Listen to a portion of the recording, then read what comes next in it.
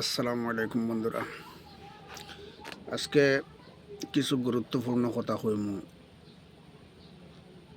8জন মানুষরে আল্লাহ পাক পরবর্তীকার আলমে খুব অপছন্দ করেন, ঘৃণা করেন।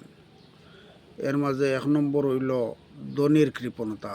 যার দন আছে আর খুব সিড়ামি করে, এই মানুষরে আল্লাহ খুব অপছন্দ করেন। আর হইল দরিদ্রর অহংকার। তার কিচ্ছু নাই কিন্তু খুব অহংকার করে, ফুটানি করে, বড়াই করে।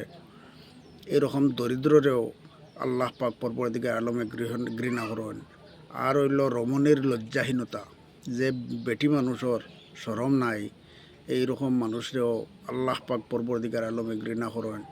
4 নম্বর হইল বৃদ্ধ বয়স বেবিচার করে আর সংসারের লাগিয়া খুব মায়া, দুনিয়ার লাগি খুব বেশি আসক্তি, এরকম মানুষেরও আল্লাহ পাক পরবর্তীকার আলমে ঘৃণা করেন।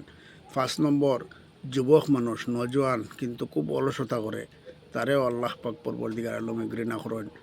আর হইল 6 নম্বর রাজা বাদশাহ যে আছে, জনসাধারণের উপরে অত্যাচার করে, অবিচার করে, এটারেও আল্লাহ পাক পরবর্তীকার আলমে ঘৃণা করেন। আর 7 নম্বর হইল সাধুর অহংকার। সাধু সন্ন্যাসী মানুষ কিন্তু হ্যাঁ অহংকার করে, বড়াই করে। আর হইল 8 নম্বর নামাজির লোক দেখানো নামাজ, মানুষকে দেখাইবার লাগি নামাজ পড়ে। এই 8জন মানুষরে আল্লাহ পাক পরবর্তীকার আলমে খুব ঘৃণা করেন, অপছন্দ করেন। আর হইল গিয়া 9জন মানুষের দোয়া কবুল হয়। বাফের দোয়া আওলাদুর লগে ডাইরেক্ট কবুল, কোনো পর্দা থাকে না। মুসাফিরের দোয়া এইটা কবুল হয়, কোনো পর্দা থাকে না। মজলুমর দোয়া এটা ডাইরেক্ট কবুল হয়, কোনো পর্দা থাকে না। হাজির দোয়া যত সময় পর্যন্ত গড় ঘুরি আইছে না, তার দোয়া। আর হইল জেহাদির দোয়া, যত সময় জেহাদের মাঝে থাকবো, জেহাদ থেকে ঘুরিয়ে না হওয়া পর্যন্ত তার দোয়া কবুল হয়। রোগীর দোয়া যত সময় পর্যন্ত বেমার থেকে সুস্থ হয়েছে না, অত সময় পর্যন্ত তার দোয়া কবুল হইব। সুবিচার করনেওয়ালা বাদশাহ ও হাকিমর দোয়া।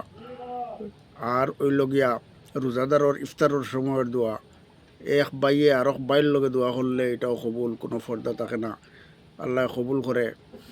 আর হইল বেটি মানুষের দোয়া, স্ত্রীলোকর দোয়া হইল গিয়া আপনার তারার সাধারণত খানিজ একটা খাইন, রিজেক এইটা তারার হালাল থাকে, এর লাগিয়া তারার দোয়া কোনো পর্দা থাকে না, ডাইরেক্ট কবুল হয়। এর লাগি মোহতরম দোস্ত বুজুর্গ, যেগুলো মানুষের দোয়া কবুল হয়, এরার লগে বদসুলকি থেকে আমরা বাঁচিয়ে থাকতাম। আর আল্লাহ যে খামরে ঘৃণা করে, এই খাম থেকেও আমরা বাঁচিয়ে থাকতাম।